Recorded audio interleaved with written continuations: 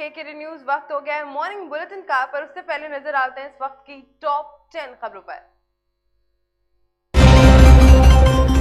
जम्मू कश्मीर में बढ़े कोरोना के मामले। श्रीनगर हाईवे अड्डे पर उड़ान से 3 घंटे पहले मिलेगी यात्रियों को एंट्री। दिल्ली से लेकर मुंबई तक अस्पतालों में बढ़ने लगी मरीजों की भीड़। अभी भी दूर है तीसरी लहर की पीक। जम्मू कश्मीर के राजौरी में एलओसी के पास 2 जवान हुए शहीद। संदिग्ध फायरिंग की खबर आई सामने। जम्मू कश्मीर में कोरोना का विस्फोट। गुलमार्ग में विंटर गेम्स में 65 छात्र आए कोरोना पॉजिटिव। पंजाब के लुधियाना कोर्ट परिसर में हुए ब्लास्ट मामले पर गृह मंत्रालय ने किया ऐलान। बर्फीली हवाओं के बीच कोहरे में लिपटी राजधानी दिल्ली। कई इलाकों में कम हुई विजिबिलिटी। यूपी चुनाव के लिए बसपा ने तय किए 300 प्रत्याशी। पार्टी ने मुस्लिमों को भी टिकट देने का किया ऐलान। कोरोना के बढ़ते मामलों पर मुख्यमंत्रियों संग पीएम नरेंद्र मोदी की बैठक। देश भर में कोरोना के हालात की समीक्षा। इंडियन ओपन बैडमिंटन ने 20 साल की मालविका ने साइना नेहवाल को हराया। 34 मिनट में जीता नागपुर की खिलाड़ी। चुनावी दल बदल में बहुजन समाज पार्टी ने राष्ट्रीय लोकदल और कांग्रेस को दिया बड़ा झटका। दोनों पार्टियों के एक नेताओं ने थामा बसपा का हाथ।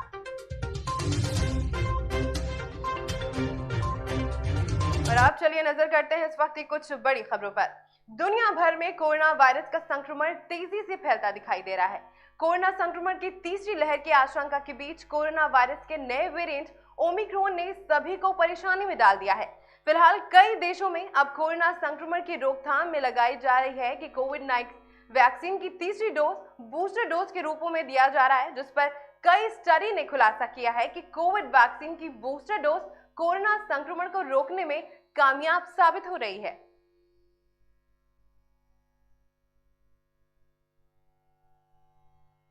फरवरी के पहले हफ्ते से ही बीजिंग में विंटर्स ओलंपिक शुरू हो चुका है। जी हां, बीजिंग में इसी बीच कोरोना सरकार के सामने सबसे बड़ी चुनौती कोरोना के बढ़ते हुए मामले हैं।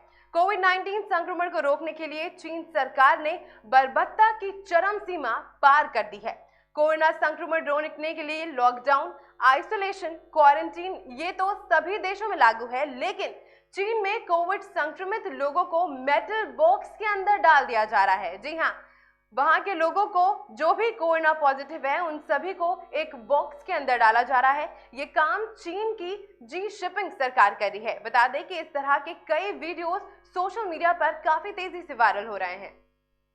जम्मू कश्मीर के कुलगाम ने सुरक्षा बलों ने जैश-ए-मोहम्मद के एक आतंकी को ढेर कर दिया। कुलगाम मुठभेड़ में मारे गए जैश-ए-मोहम्मद के आतंकवादी की पहचान पाकिस्तानी नागरिक बाबर के रूप में हुई है। बता दें कि मारा गया आतंकी 2018 से ही शोपियां और कुलगाम के सक्रिय था और कई आतंकी वारदातों में भी शामिल था। आतंकवादियों से मुठभेड़ के दौरान एक पुलिस का जवान भी शहीद हो गया। बता दें कि इस दौरान 3 जवान जख्मी भी हुए हैं, वहीं 2 आम नागरिक भी घायल हो गए हैं। जानकारी के मुताबिक अभी भी सर्च ऑपरेशन जारी है। उत्तर प्रदेश में विधानसभा चुनाव की वोटिंग से पहले बीजेपी को झटके के बाद झटके लग रहे हैं। जी हां, अब योगी कैबिनेट में आयुष मंत्री धर्म सिंह सैनी ने भी पार्टी को इस्तीफा भेज दिया है। वहीं औरैया के बिधून से विधायक विनय शाह ने भी इस्तीफा दे दिया है। फिरोजाबाद के शिकोहाबाद से विधायक मुकेश वर्मा ने भी स्वामी प्रसाद मौर्य के समर्थन देते हुए इस्तीफा दे दिया है। विनय शाह ने बीजेपी के चीफ स्वतंत्र देव सिंह को भेजे इस्तीफे में कहा है कि बीजेपी सरकार की ओर से 5 साल के कार्यकाल में दलित, पिछड़ों और अल्पसंख्यकों समुदाय के नेताओं और जनप्रतिनिधियों को कोई भी तवज्जो नहीं दी गई और न ही उचित सम्मान दिया गया। शाक्य 8वें विधायक हैं जिन्होंने पार्टी को अलविदा कह दिया है।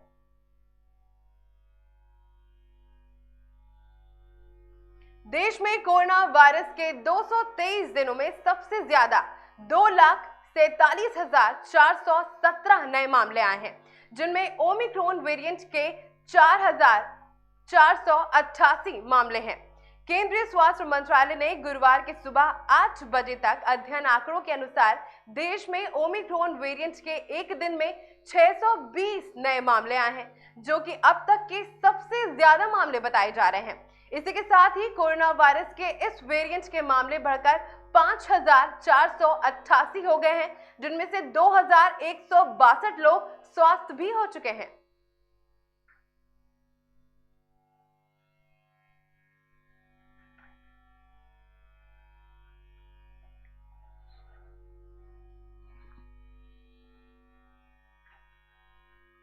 राजस्थान के अलवर में मानसिक रूप से कमजोर एक नाबालिग के साथ सामूहिक दुष्कर्म और बर्बरता का मामला सामने आया है।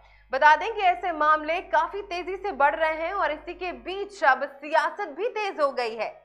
बीजेपी ने राज्य की कांग्रेस सरकार को इस मामले पर घेरने की कोशिश की है। बीजेपी के एक डेलीगेशन ने जेके अस्पताल में जाकर पीड़ित के परिजनों से मुलाकात की। बीजेपी ने आरोप लगाया है कि महिला के खिलाफ अपराधों में राजस्थान नंबर 1 पर पहुंच चुका है। गूंगी बहरी सरकार कुंभकर्ण की नींद में है। सरकार को अब जागने की जरूरत है।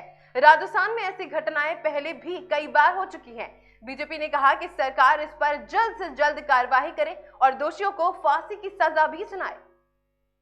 आम आदमी पार्टी ने आज पंजाब में मुख्यमंत्री पद के उम्मीदवार को लेकर चल रही सियासी चर्चाओं के बीच लोगों से अपना पसंदीदा उम्मीदवार बताने को कहा है। पार्टी ने मतदाताओं से सीएम पद के लिए नाम की पसंद बताने के लिए 7074870748 डायल करने के लिए कहा है।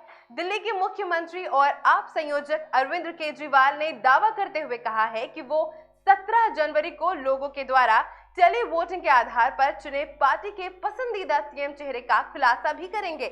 केजरीवाल ने यह भी कहा है कि राजनीति में ये पहली बार है कि कोई पार्टी जनता से अपना मुख्यमंत्री चुनने के लिए कह रही है। बता दें कि पंजाब के लोग 7074870748 पर कॉल कर, व्हाट्सएप या फिर एसएमएस के जरिए अपने पसंदीदा का नाम का खुलासा कर सकते हैं।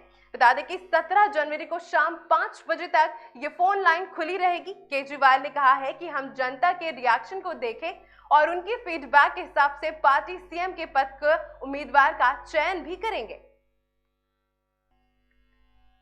दिल्ली में होम आइसोलेशन में जो मरीज इस वक्त भर्ती हैं, उनके लिए दिल्ली सरकार ने फ्री ऑनलाइन योगा क्लासेस की शुरुआत की है। बता दें कि दिल्ली की अलग अलग जगहों से ये ऑनलाइन योगा क्लासेस चलाई जा रही हैं। इसके लिए पहले लोगों का रजिस्ट्रेशन कराया गया था और अब तक जितने भी लोगों ने रजिस्ट्रेशन करवा लिया है, उन सभी की ऑनलाइन क्लासेस भी शुरू कर दी गई हैं। दिल्ली के खानपुर इलाके में स्थित pharmaceutical sciences and research university के कैंपस में बने एक ऐसे योगा सेंटर में चल रही है कि एक ऑनलाइन क्लासेस में हमारी टीम भी पहुंची। यहाँ हमने देखा कि 2 योगा टीचर लैपटॉप के जरिए कुछ लोगों से ऑनलाइन जुड़े हुए हैं और उन्हें अलग अलग तरह से योग भी सिखा रहे हैं। उत्तर प्रदेश विधानसभा चुनाव के लिए गुरुवार को भारतीय जनता पार्टी की केंद्रीय चुनाव समिति की बैठक के करीब 172 उम्मीदवारों के नाम पहली सूची में तय की गई।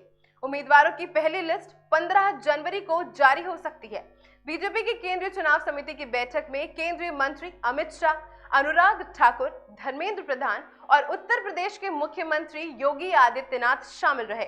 वहीं प्रधानमंत्री नरेंद्र मोदी, बीजेपी के राष्ट्रीय अध्यक्ष जेपी नड्डा और रक्षा मंत्री राजनाथ सिंह वर्चुअल रूप से बैठक में शामिल रहे। बता दें कि बैठक को लेकर दिल्ली में उत्तर प्रदेश के डिप्टी सीएम केशव प्रसाद मौर्य ने कहा कि बीजेपी को केंद्रीय चुनाव समिति की बैठक में आज 172 विधानसभा सीटों पर उम्मीदवारों के संबंध में बहुत ही उपयोगी चर्चा हुई है।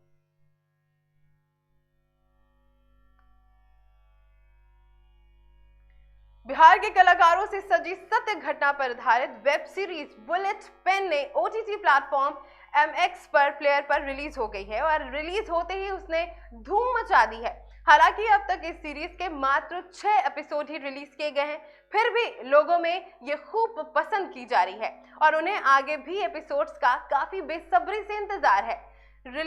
जो भी सीरीज रिलीज हुई है उसके निर्देशन रितेश एस कुमार ने बताया है कि बुलेट पेन एक बिहारी लड़के अभय यादव की कहानी है जो सिस्टम की नाकामी के कारण धोखा खाता है और उससे तंग आकर बंदूक उठा लेता है।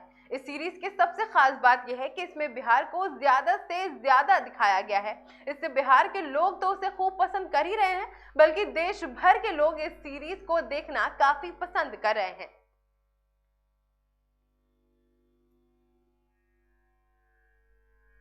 मॉर्निंग बुलेटिन में फिलहाल बस इतना ही। देश और दुनिया की तमाम खबरों के लिए बने रहे हमारे साथ और देखते रहें खबरों की।